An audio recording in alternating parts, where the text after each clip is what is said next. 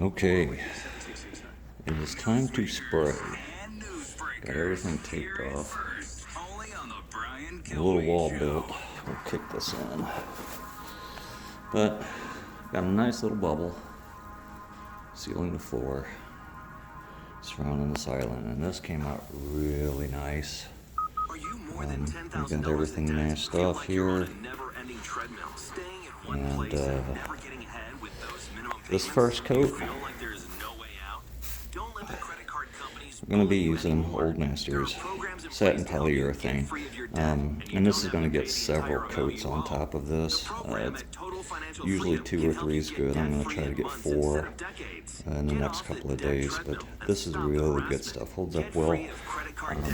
For that first coat, we've got our gravity feed filled up. Now I have thinned this down just a little bit.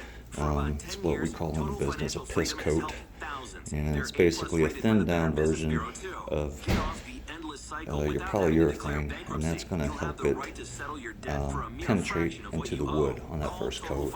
Soak up a little bit.